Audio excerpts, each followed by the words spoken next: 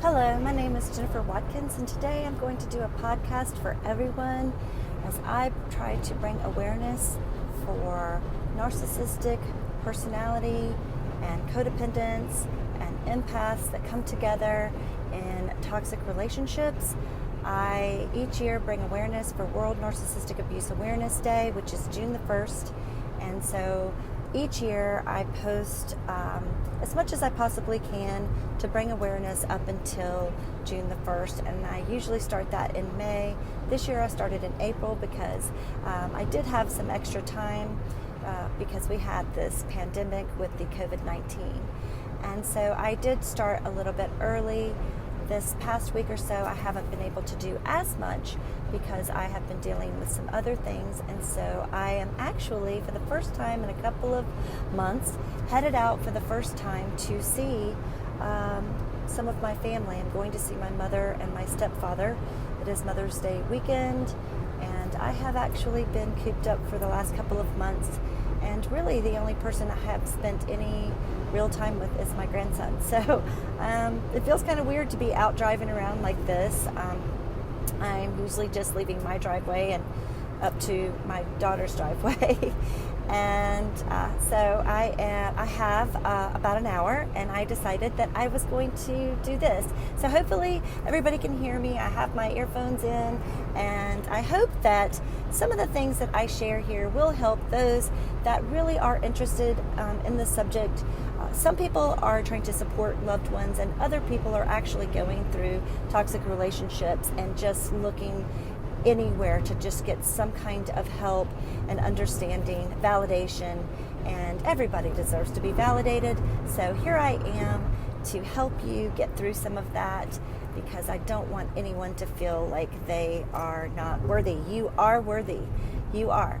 So, a lot of times I give examples with myself. Sometimes I give examples of other stories that I've heard, or news media type things. So today I'll probably do a little bit of all of that. This is just kind of I'm winging it. And one of the things that I wanted to talk about was one of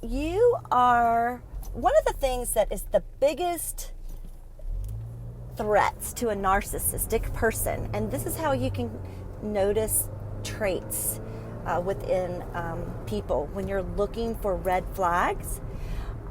So this would be something I wanted to give an example, and I'll use myself as the example.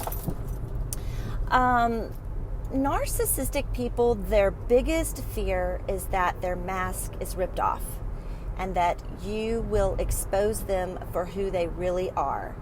And this is something that they have worked their entire lives to keep up.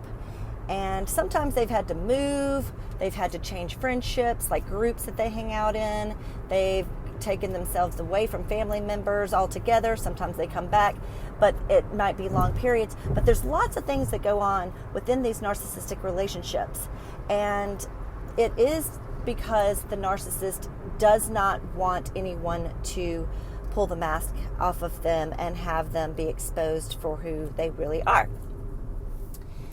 So the last 4 years, have been speaking out about narcissistic, relationships. And I am a recovering codependent. I want to say that we all have narcissistic traits. I say this all the time because I feel it's something that's really important to remind people, because I do understand that when I speak on this topic and other people speak on it, that it is extremely confusing. And so you might question whether you're a narcissist, or whether your friend's a narcissist, or even whether I'm a narcissist, and that kind of thing. And I do understand that because we all have the traits. So remember that it's patterns that we're looking for, patterns of behavior. And so a narcissist does not want to have their mask ripped off. That is something they're frightened of, and they would never admit that. They're never going to admit any vulnerabilities unless they absolutely, it could be that they are, this is so confusing. It could be that they're a vulnerable narcissist, which is a covert narcissist, and so they might, if they are that way. But When we're talking about more of the overt narcissist, which is more of an extroverted type narcissist, they are going to try to hide any vulnerabilities altogether. And they outwardly try to show themselves as confident, but they can really appear cocky. They are people that, the overt people are usually, they can be quite magnetic, charming, have great professions, do well in those professions, most of them are leaders in companies, within the government, or at least have high narcissistic traits. I'm not saying that they're all narcissistic personality disordered people, but I'm just giving you the information that I know. Doesn't mean I made this information up. I get that some people can get really triggered by some of this. And so a narcissistic person is really going to be triggered by somebody like myself or other people that are coming out and talking about narcissism, which is going to be each year magnified more and more and more. We're going to see this. And it is a threat for the narcissistic people. They're going to feel uncomfortable and they will push back. They will, if they feel personally attacked, and they will feel that way even if you're not directing it personally at them. It is going to trigger them where they actually feel like you are personally attacking them.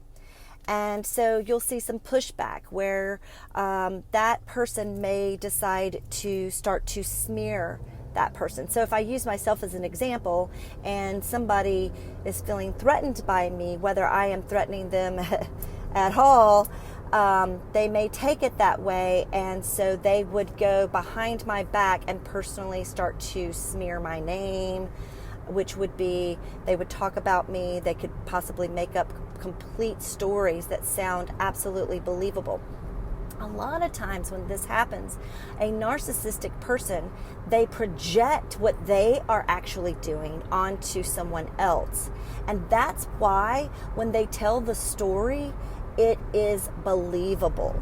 Now, sometimes they will add in some truth that someone might have recognized or seen, and then they project using their own story, and they build onto that story, and they're able to smear and confuse people about someone's character.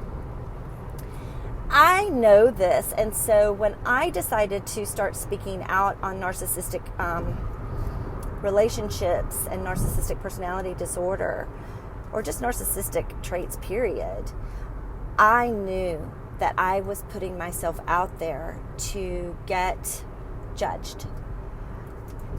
And it's because it can be uncomfortable for people, especially if people have been highly narcissistic or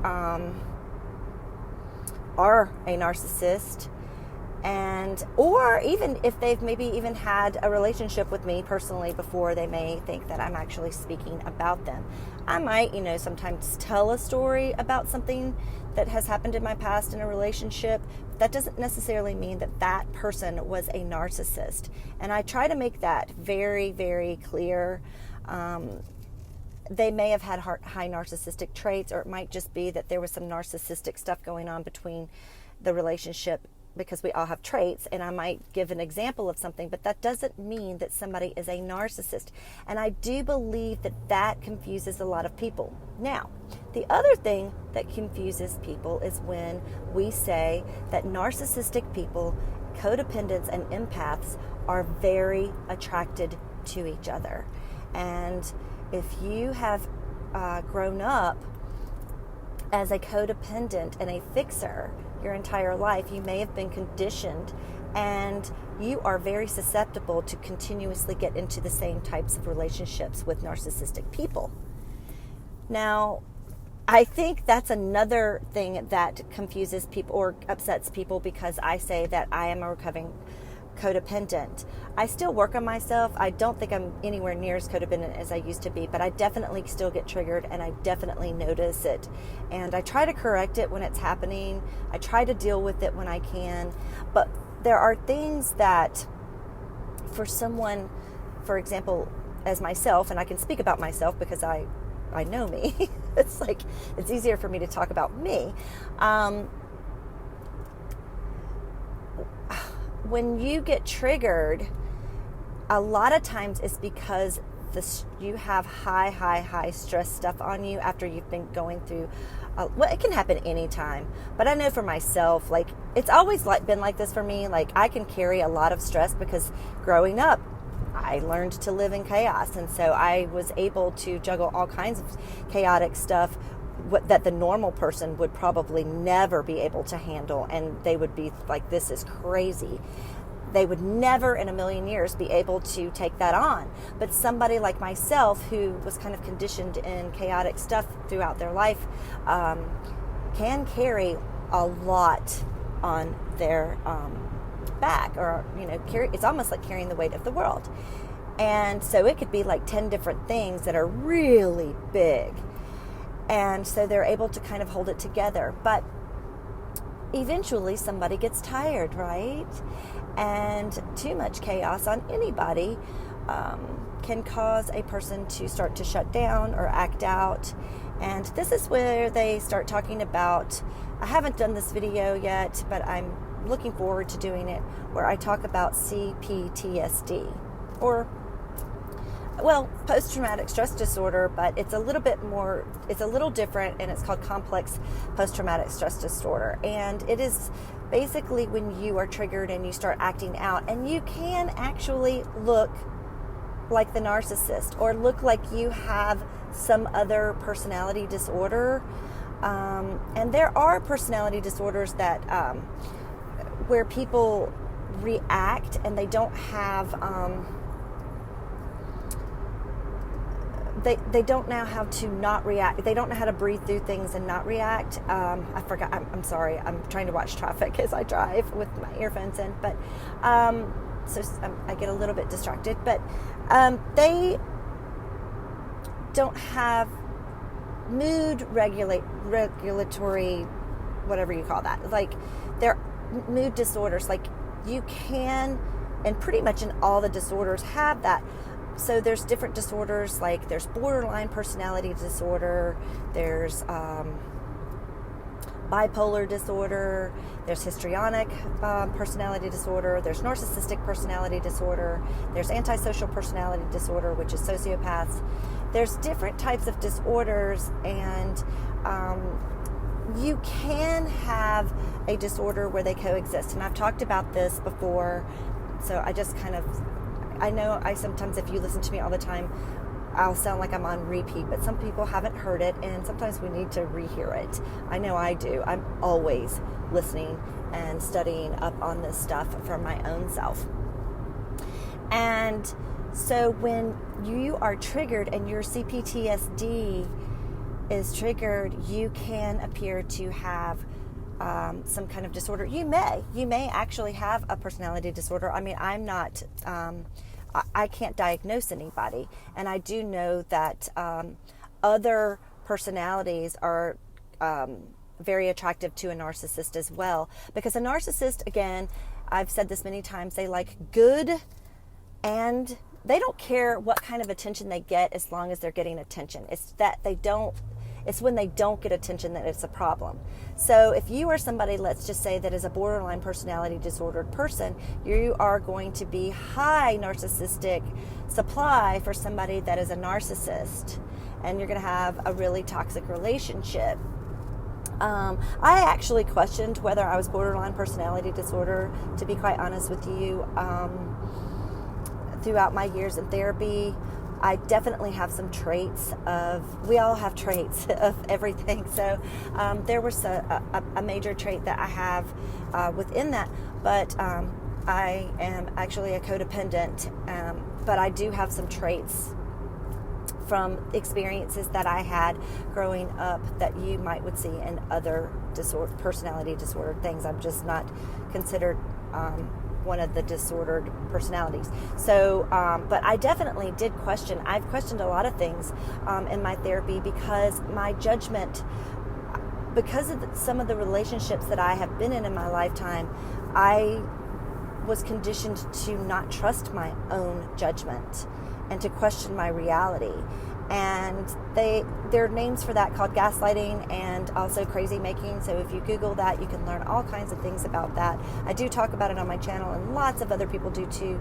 So if you want to check that out, I highly recommend it. It's because it's something that if you're in toxic relationships, it's happening to you all the time. And if you grew up that way, you have to relearn to trust yourself, trust your own self, and not look out to others to validate you and give you that reassurance. And I still work on that today. But, you know, I'm 51 years old, and since a very young age, I have questioned myself. So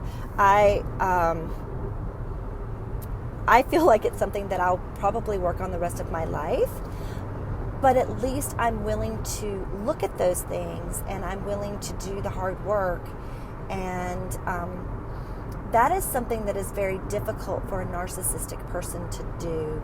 They would rather run from anything that is going to make them face anything that they have to be accountable for than do any kind of hard work. They're going to, most of the time, blame, shift, project, and deflect, gaslight, all the things that we talk about within our channels to keep it off of themselves.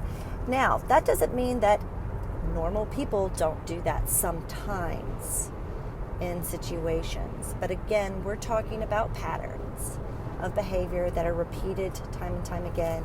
And there's many different patterns that if you go into therapy and a behavioral therapist is working with you, they're going to look into what those patterns are and be able to see what's going on there. So when somebody like me who's just been through it, I just talk about experiences, but I'm not a therapist, so I can't give the scientific, I could, I guess, if I wanted to go in and do that, but there's other people out there that do that, and so I just speak from a personal, my personal experiences and what I've learned. And then hopefully whoever's listening can go out and do the same thing. And it doesn't matter how old you are, you can go out and get this help. Because if you are used to being in toxic relationships, this chaotic feeling inside of you, it keeps you in a state of anxiety a lot of times. And wouldn't it be nice to not feel anxious? So, and wouldn't it be nice to have awareness of who is toxic for you? You can still be friendly with narcissistic people, but do you need to be around them all of the time?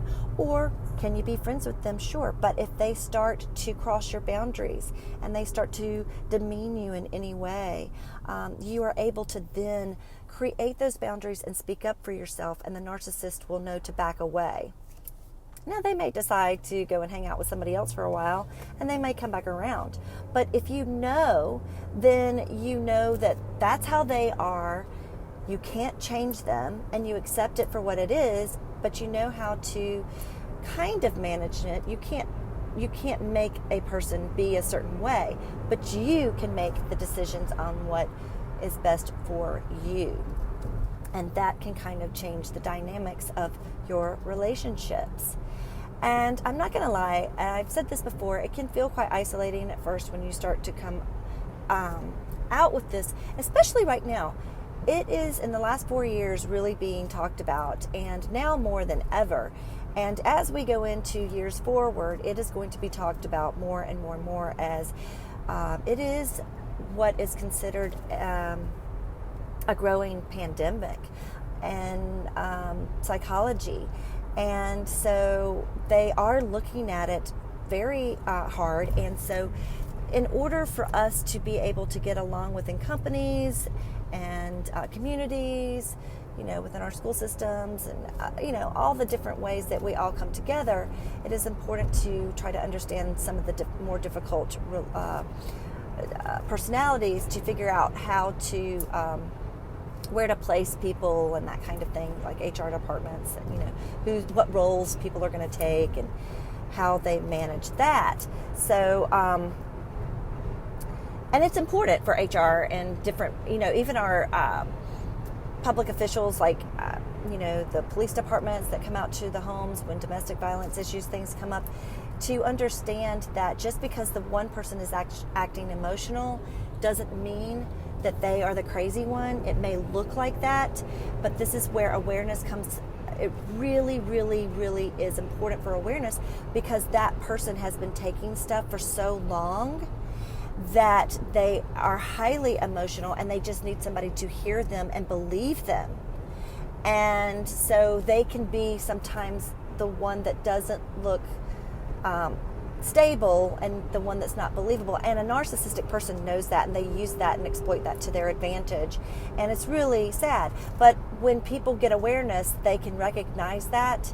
And I know from personal experiences where I've had people who did recognize that, and I was so grateful and thankful. And I still am today. Of course, I had other times where I was completely irrational or emotional in certain times of serious need, and I did not have the support behind me, and I didn't even know what I was dealing with for so long. So a lot was going on behind the scenes that I didn't know about, and it created some serious issues for myself. And I just wanted people to believe me. That's why they call it crazy making or gaslighting.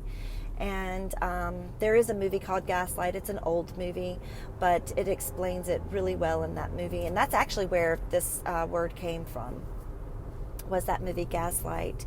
It's old. I love old movies. It's a really good movie if you are interested in looking it up. I actually think you can find it on Netflix or Hulu. So there's so much. So narcissistic people, they've also been conditioned their entire lives, and they are extremely manipulative. And they have been watching people their entire lives. They know how to mimic. They know what they need to do to keep their facade up. The thing is that they're always playing a game, and it depends on who is in front of them at the time of what's being said and what's being done. And it's like this chess game of, I don't want people to get too close to me, or even to my friends even. So there's always these things going on behind the scenes that you, as somebody who hangs out with them, don't realize. You may hear them talking about other people. You may hear them smearing. You may even be part of that, being part of the flying monkey or a minion and helping the narcissist in some ways. You may not even realize you're helping the narcissist in many ways. You're manipulated so much and you trust in them so much. And it could be that you're just afraid of the narcissist, so you're always trying to be nice to them in hopes that they don't turn on you. But I promise you, if you are really close to a narcissist, you are smeared. You are smeared behind your back, and maybe sometimes it'll come out towards you. But you are being talked about all of the time. And I remember, I've said this before, where one time I was around a bunch of people, and they used to always say whoever's not in the room is being talked about, and that is the truth. I saw it firsthand, and it's definitely the truth. And I also, in my own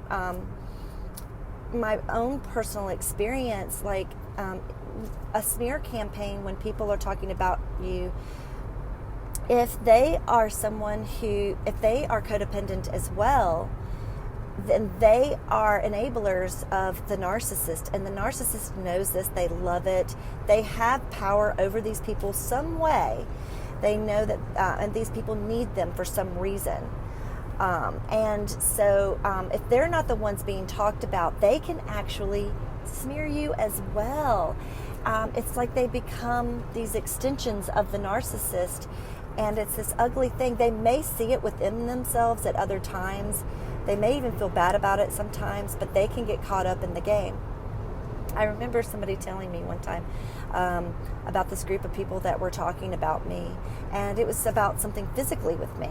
Actually, I'm pretty transparent, so I'm just going to kind of throw it out there. But they were talking about my breast, okay, which is so unbelievably rude anyway, but that's what they were doing.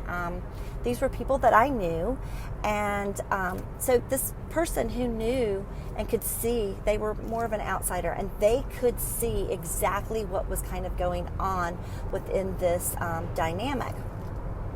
And I didn't know this at the time, but they were there, and I was being smeared by people on the outside. And at that time, it was just extensions. It was more the flying monkeys of this particular person. And I don't even know if that particular person had told these people that we'll call the flying monkeys right now within the story this, or if they actually created this on their own. And it could be, because it could be within that dynamic, there could have been another narcissist within the group that may have led this. But again, I wasn't there, so I don't know. And I really didn't ask a whole lot of questions because I thought it was just ridiculous. But they were telling me how they were just beating me up and, calling me all kinds of names. And they were talking about how this particular person had paid for me to have some kind of breast, I guess get breast enhancements or whatever. And it was not true. The story was completely false. It was not true at all. And when it came to me, when it first, and it just went on, and how they laughed about me and this, that, and that. I hope they had a great time doing it, actually. But when this person came to me, like way after the fact, they kind of felt bad that they were sitting there. And a part of it, even though they weren't really saying anything, they felt bad that they didn't speak up. I think they tried different times. But, again, it's like they didn't want to have this turn on them. I completely understand where they're coming from. And if you're anybody who's ever been around people like this, you will understand that feeling. It is uncomfortable. It is an alarm system that is going off inside of you. And, if you're around something like that, it's really best to just kind of maybe go to the bathroom for a while, go outside, maybe make an exit. You don't have to be rude about it, but you also don't have to be a part of it. And I really admired this person for coming to me with this information, which does kind of seem like a flying monkey, right? But this person was actually apologizing to me. So it's not necessarily the flying monkey who was like trying to smear somebody else. I know it does appear that way, but this person had a lot of guilt and shame around it and wanted me to forgive them. And honestly, I didn't feel like they did anything to be forgiven, but if that's what they needed to feel better, then of course, I let them know that it was okay. And honestly, it didn't harm me too much to know about this situation that was absolutely 100% false. Now, have I ever had anything done? That's nobody's business. But it definitely was not, this was a untrue story. This person had not done that for me. And I explained the real story because there was part truths. Remember, I told you about part truths and some truths. So I did explain to this person what the real truth was, as I felt more comfortable with this person. But it is just a way for people to have fun and sit back and talk nasty about people. And you don't know what's really going on behind closed doors. And you could actually be part of abusing somebody just by being an extension of somebody who is the abuser. And listen, the abuser is always going to act like they are the innocent party. I have never, in all the time that I have talked about this, ever said that I was perfect in any of this. There is a dynamic that goes on within these toxic relationships, and I have made many, many mistakes. And so I have never said that I was perfect. And I do know, like, someone was saying something about the narcissist using is calling somebody a narcissist as a scapegoat. You know what? That's actually, I was like, well, I guess you could do that. That would be a way for a narcissistic person to scapegoat, because they use somebody as a scapegoat because they definitely will deflect, project, and blame shift to try to get the focus off of them so that you're looking outward and not at them anymore. But a narcissist is going to be sneakier about it and going to be kind of more undercover about things. And they're going to go to one person and then maybe another, that those people don't know each other. And they're going to kind of spread it that way. It's really, it's like a cancer that is spread and then all of a sudden it's malignant, and you're like, whoa, it just happened overnight. And no, it didn't. It's been there for a long time. People just didn't realize it. So, for somebody like me, yeah, sure, I'm talking about narcissists. Yeah, sure, I'm also talking about codependents and empaths. But I speak a lot on the narcissist because it's a reality of some things that I have been through, and I'm trying to help other people. Now, that might make a narcissist feel uncomfortable and feel like that I'm scapegoating them. I guess that's a tactic, but I feel like a narcissist would definitely point that out to me. I'm like, wow, okay, I never thought about it that way. And so, yeah, okay. And I don't think a narcissist would actually go out and put themselves out there to be judged and that kind of thing. Because a narcissist is going to want to, at all costs, look good. So a narcissist would go do the opposite, I think, and go behind and actually try to undercover do a lot of things to harm somebody. Unless there's somebody that, there's so many different types of narcissists, so actually it's really kind of hard to describe. It's going to depend on the narcissist, to be quite honest with you. But I did find that quite interesting. I was like, wow, I never even thought about it that way, but I definitely think a narcissistic personality would definitely think that way. But hey, you know what? I agree with you. You know what? You could do that. And that was pointed out to me. So, oh my goodness gracious alive. I really do like everybody. I have lots of friends. Some people I have been friends with that were highly narcissistic, maybe even narcissists themselves. I've definitely been in relationships that were highly narcissistic, or I know for a fact that I've been in at least one for sure. And I know about my personality a lot. I'm still working on myself, but I want people to know that you're not alone. And even narcissistic people, there's help. You could just, I've said this before, you could just have high narcissistic traits and there's actually hope for you.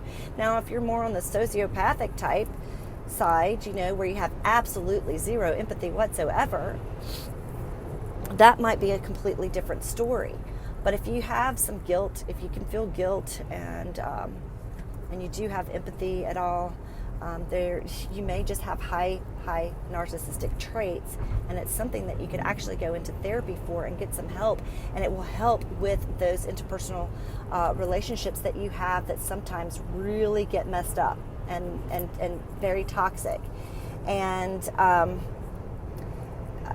if you're highly narcissistic, you may be, or a narcissist, you may pull away from those people altogether because you don't want to deal with it.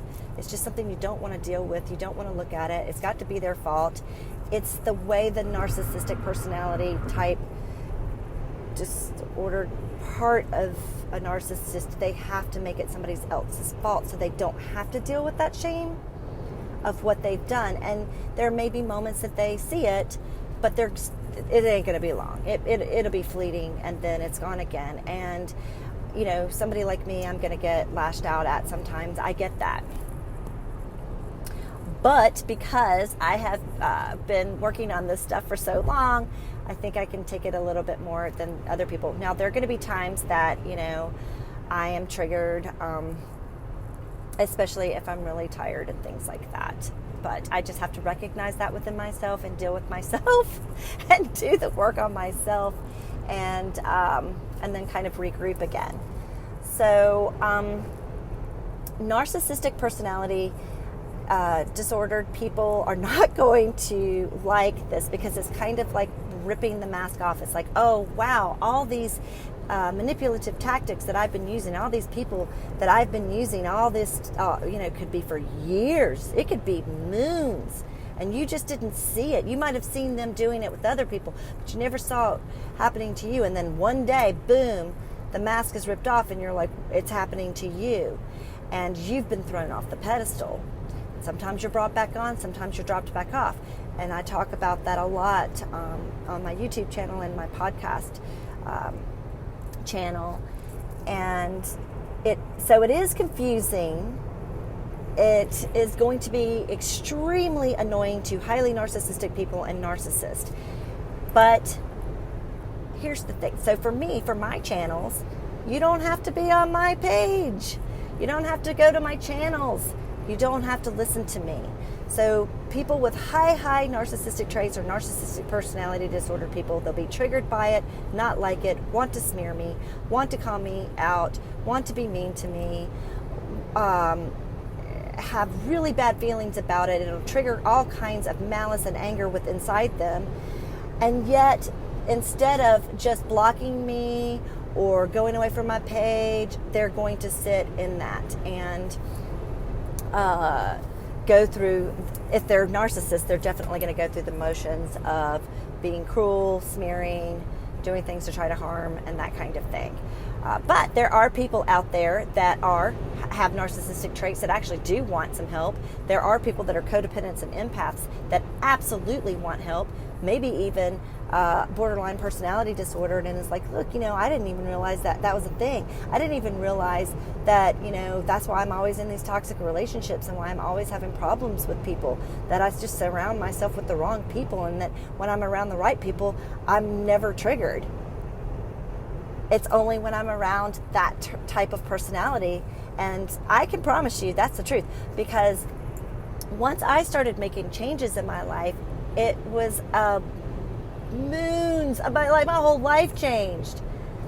It changed big time, and I was like, wow, because for so long I stayed in that shame-based talk, where that self-talk where I blamed myself. I always was blaming myself.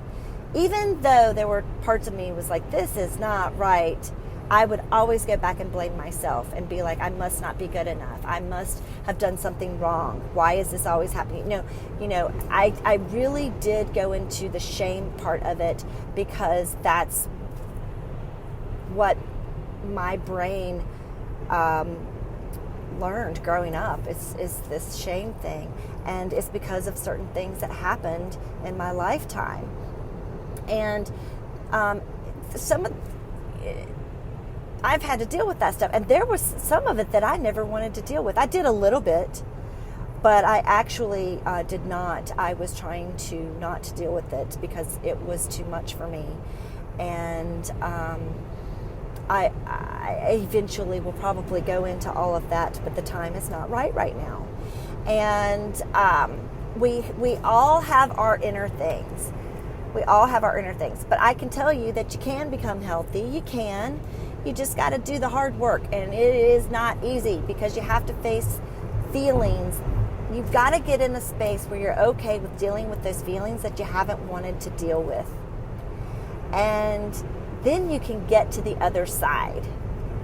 But if you don't, you will always go through these horrible feelings, horrible relationships, toxic things that might keep coming up. You may distance yourself from people that you truly love. You may feel guilty about it. All these things, toxic, happen. And it lasts longer than if you just took the time to deal with the icky feelings. And I know that that's hard to do. I know that narcissists do not trust anybody. They don't trust anybody because they know they're not trustworthy. I know that codependents who have been in constant relationships, unfortunately, have learned that they have a hard time trusting people.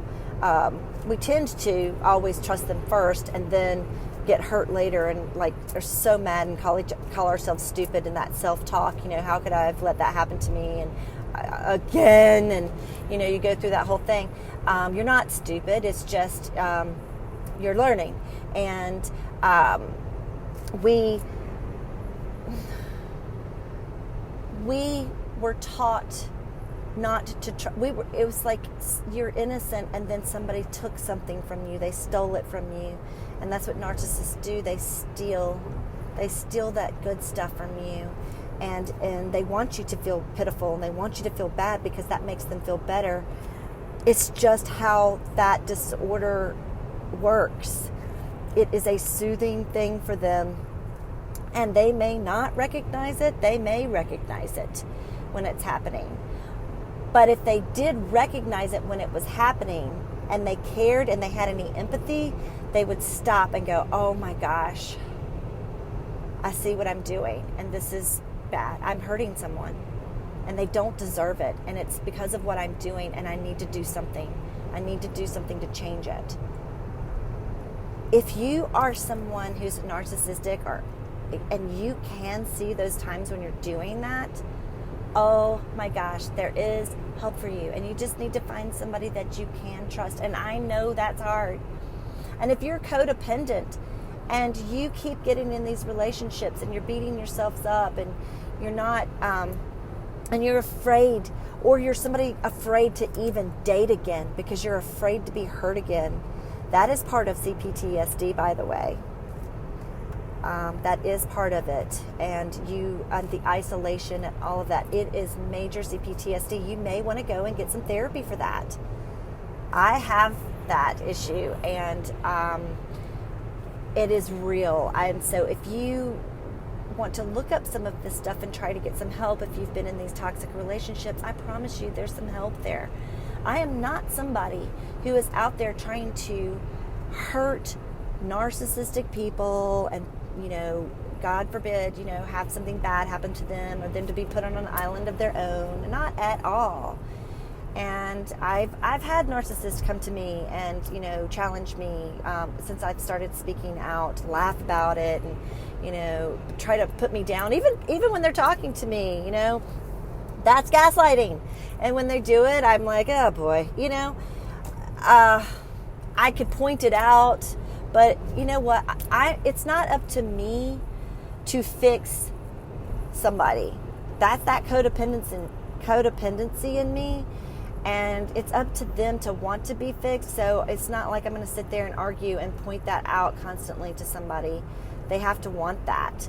But what I can do is see it for what it really is, try to give the information that's asked of me if it's from a narcissist, try to help in that way, and then back away and distance myself a little bit and protect myself from that. I am not out to hurt anybody. I'm not out to hurt borderline personality disorder people. I'm not out to hurt codependents.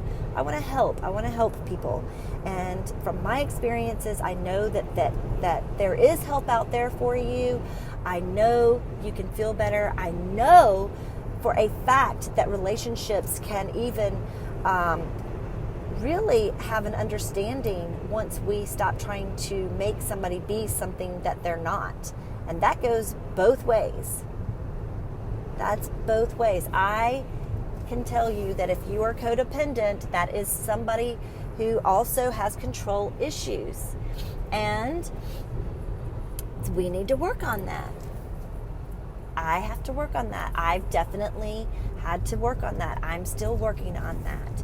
And so I am never on my channel trying to say that I am better than anybody else. I am not. I am a human being who is just trying to better myself and help other people that are sad and feeling, going through a lot of things that I do understand. I do understand, and I'm here for all of you.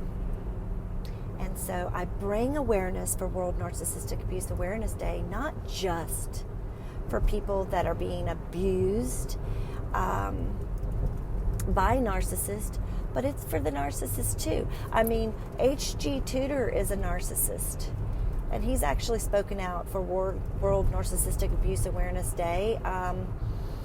And Sam Vaktin, I don't think has, but he's a narcissist, and he speaks out and he gives helpful information to try to help people.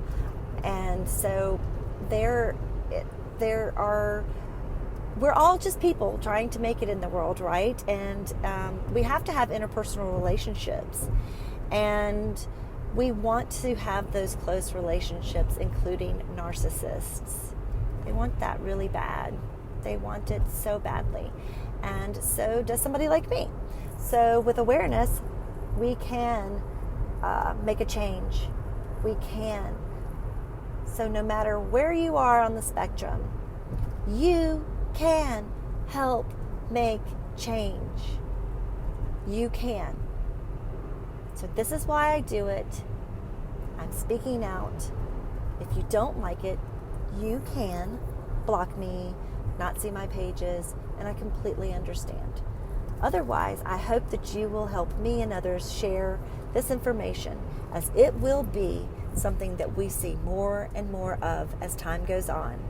That is a fact. Until next time, I'll see you soon.